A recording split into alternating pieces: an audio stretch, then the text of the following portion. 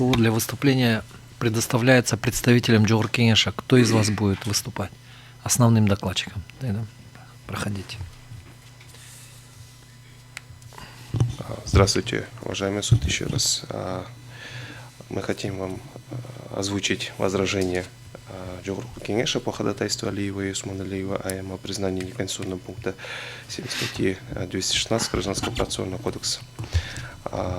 Изучив представленное ходатайство, отмечаем, что Джохор Кенеш считает приведенные в нем доводы необоснованными, требования обращающей стороны, не подлежащим удовлетворению по следующим основаниям. Первое. Согласно положению в статье 216 Гражданского процессуального кодекса Кыргызской Республики, суд может по заявлению лиц, участвующих в деле, или по своей инициативе приостановить производство по делу. Одним из оснований, по которым суд может приостановить производство по делу, является получение уведомления Конституционной палаты Верховного суда Кыргызской Республики в настоящее время Конституционным судом о принятии к своему рассмотрению запроса о проверке конституционности закона, примененного или подлежащего применению. По мнению обращающей стороны, суд может приостановить производство по делу, если Конституционный суд вынес постановление о принятии к своему рассмотрению запроса о проверке конституционности закона, примененного или подлежащего применению при разрешении дела, и направил соответствующее уведомление в суд. При изучении данного вопроса следует обратить внимание на следующие положения законодательства Кыргызской Республики. Первое. В соответствии с частью 5 статьи 37 Конституции Кыргызской Республики, каждый имеет право на обращение в органы государственной власти, органы местного самоуправления и к их должностным лицам, которые обязаны предоставить обоснованный ответ в установленный законом срок. В соответствии с положением статьи 61 Конституции Кыргызской Республики, каждому гарантируется судебная защита его прав и свобод, предусмотренных Конституцией, законами, международными договорами, участницей которых является Кыргызская Республика, общепризнанными принципами и нормами международного права. Каждый вправе защитить свои права и свободы, а также обеспечить восстановление нарушенных прав всеми доступными способами, которые не запрещены законом. Таким образом, каждый гражданин на территории Кыргызской Республики вправе обращаться в соответствующие государственные органы, в том числе и суд, за защитой своих прав и законных интересов. Второе. В соответствии с частью 3 статьи 97 Конституции Кыргызской Республики, каждый вправе оспорить конституционность закона и иных нормативно-правовых актов, если считает, что ими нарушаются права и свободы, признаваемые Конституцией. Разрешение дел о соответствии законов и иных нормативно-правовых актов Кыргызской Республики, Конституции, также как и другие вопросы, которые относятся к компетенции Конституционного суда, осуществляются в порядке конституционного судопроизводства, который устанавливается Конституцией, Конституционным законом о Конституционном суде Кыргызской Республики и регламентом Конституционного суда. Из положений Конституционного закона Кыргызской Республики о Конституционном суде Кыргызской Республики следует, что производство по делам о соответствии законов и иных нормативно-правовых актов Кыргызской Республики на предмет соответствия Конституции состоит из следующих этапов. Первое – это принятие обращения к производству. Второе – это подготовка дела к рассмотрению. Третье – сам процесс рассмотрения обращения. И четвертое – принятие решения Конституционным судом. Каждый из записанных этапов имеет свой порядок и свои сроки для проведения их производства. Так, согласно положению статьи 30 Конституционного закона Кыргызской Республики о Конституционном суде, принятие обращения к производству осуществляется в течение 30 дней с момента регистрации вопроса о принятии обращения к производству. Определение об отказе в принятии обращения к производству либо о его принятии может быть обжаловано сторонами в Конституционный суд в течение 3 месяцев. Согласно абзацу 1 статьи 31 данного Конституционного закона, Конституционный суд рассматривает принятое к производству обращение и выносит по нему акт в течение 6 месяцев со дня его принятия к производству. Таким образом, всестороннее и полное рассмотрение дела может быть осуществлено в течение 6 месяцев, а в случае обжалования определения принятия обращения к производству рассмотрение дела может продолжиться до 9 месяцев. Также следует обратить внимание на положение статей 15 и 43 Конституционного закона Кыргызской Республики о Конституционном суде, которые устанавливают порядок приостановления производства по делу. Так, согласно статье 15 Конституционного закона, вступление в заседание нового судьи влечет возобновление производства по делу с начала судебного разбирательства, если его участие необходимо для обеспечения кворума. Положение статьи 43 Конституционного закона устанавливает, что в случае, когда рассмотрение дела невозможно в течение установленного данным Конституционным законом срока, Конституционный суд вправе приостановить по нему производство на срок, необходимый для устранения возникших препятствий. При этом приостанавливается и срок его рассмотрения. Производство по делу возобновляется при отпадении обстоятельств, послуживших основанием для его приостановления. Рассмотрение дела возобновляется с момента, на котором оно было приостановлено. Если заседание Конституционного суда возобновляется в ином составе судей, то рассмотрение дела начинается заново. Из сущности Конституционного судопроизводства следует, что данный вид судопроизводства требует детального изучения положений Конституции и законодательства, в том числе подзаконных актов, нормотворческих органов, а также вступивших в установленном законном порядке в силу международных договоров, участницей которых является Кыргызская Республика. Анализ указанных актов требует детального изучения поставленного вопроса, срок которого не может быть коротким. Исходя из положений Конституционного закона в Конституционном суде, следует, что разрешение вопроса о соответствии той или иной нормы Конституции Кыргызской Республики может осуществляться в течение длительного срока. Третье. Порядок приостановления производства по делу регламентируется главой 18 Гражданского процессуального кодекса Кыргызской Республики. В данной главе установлены обязанность и право суда приостанавливать производство по делу. Сроки приостановления производства, порядок обжалования определений суда, приостановления производства и порядок возобновления производства по делу регламентируются статьями 215, 216 и последующими статьями. Так, согласно статье 215 Гражданского процессуального кодекса, которую суд обязан приостановить производство по делу, из контекста данной статьи следует, что данные основания – это те ситуации, по которым продолжение производства по делу невозможно до устранения либо разрешения обстоятельств, препятствующих дальнейшему производству по делу. В свою очередь, статья 216 Гражданского процессуального кодекса устанавливает право суда приостанавливать производство по делу и его основания. Из контекста данной статьи следует, что в отличие от оснований, установленного в статье 215 Гражданского процессуального кодекса, данные основания – это те ситуации, которые в той или иной степени могут затруднить производство по делу, однако не исключает его возможность его продолжения, и в данном случае суд по своему усмотрению решает, приостанавливать производство или нет. В соответствии с частью 1 статьи 219 Гражданского процессуального кодекса, производство по делу возобновляется после устранения обстоятельств, вызвавших его приостановление, по заявлению лиц, участвующих в деле, или по инициативе суда. Таким образом, в случае применения нормы, установленной в пункте 7 статьи 216 Гражданского процессуального кодекса, производство по делу может быть приостановлено на вышеобозначенные сроки, а именно до 6 месяцев, а в случае обжалования определения о принятии обращения к производству, рассмотрение дела может продолжиться до 9 месяцев.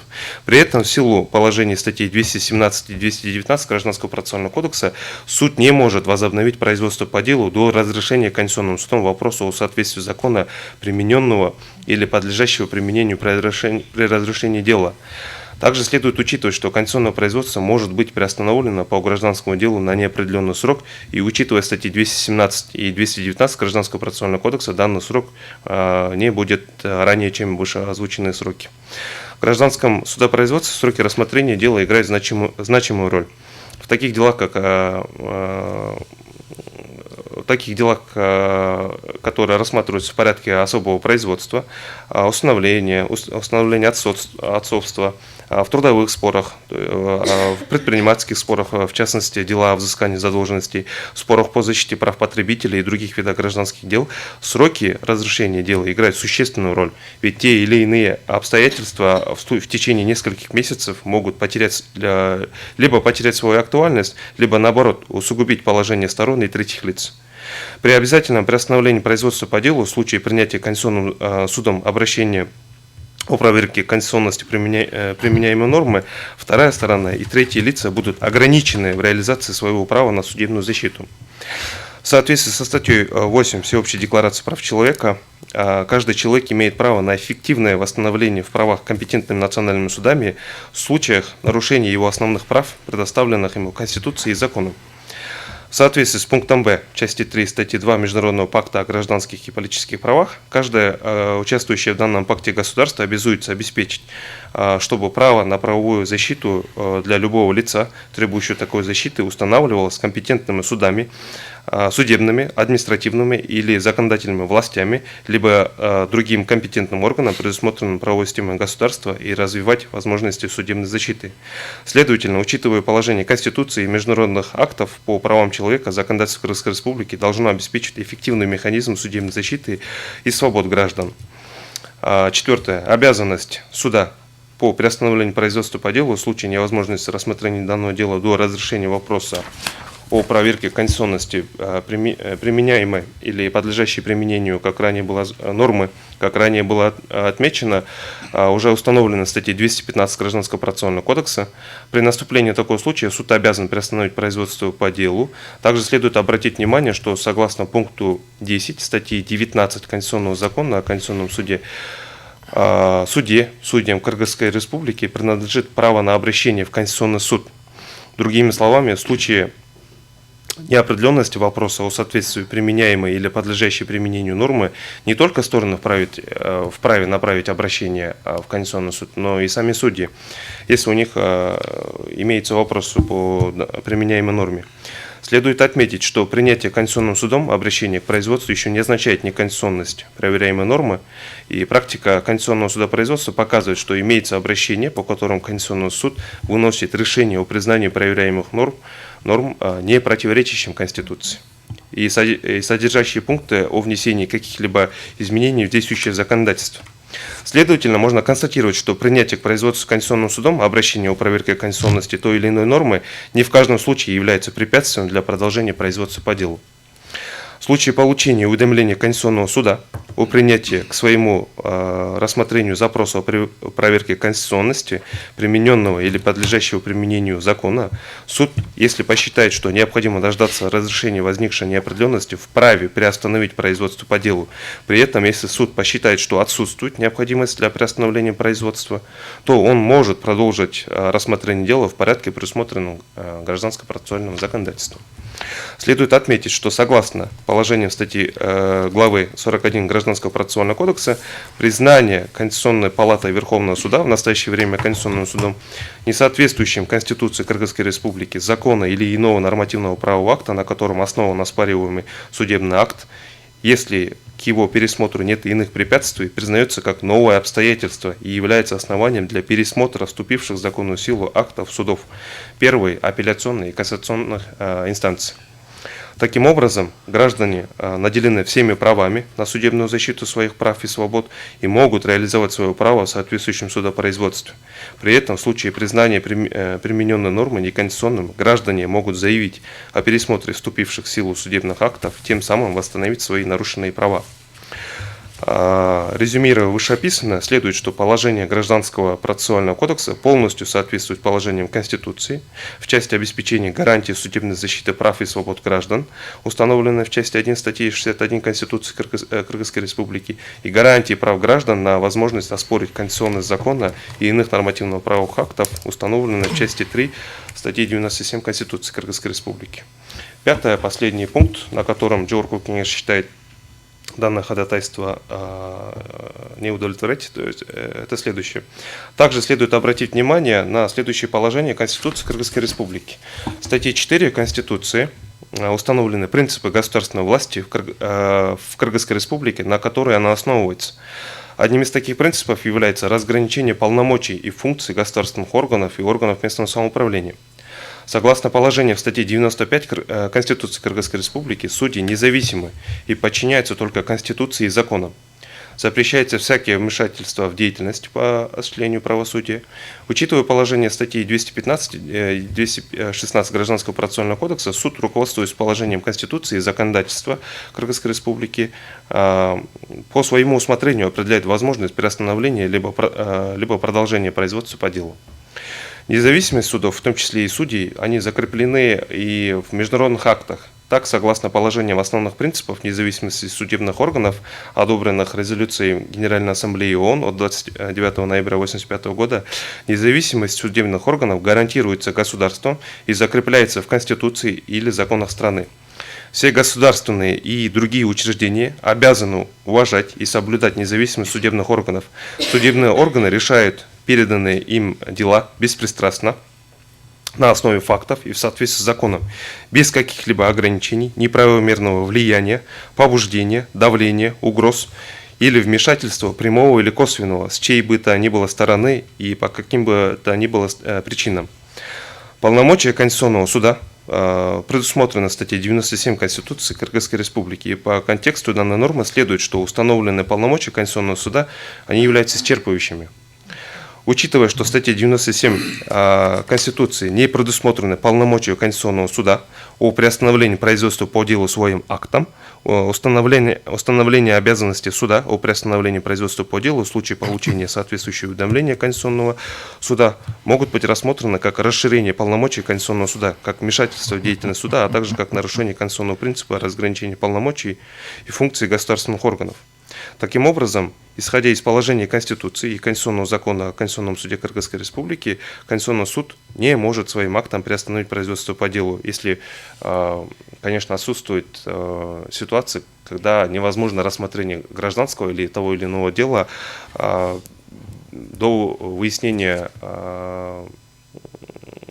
соответствия, да, применяемой или примененной уже нормы на предмет Конституции.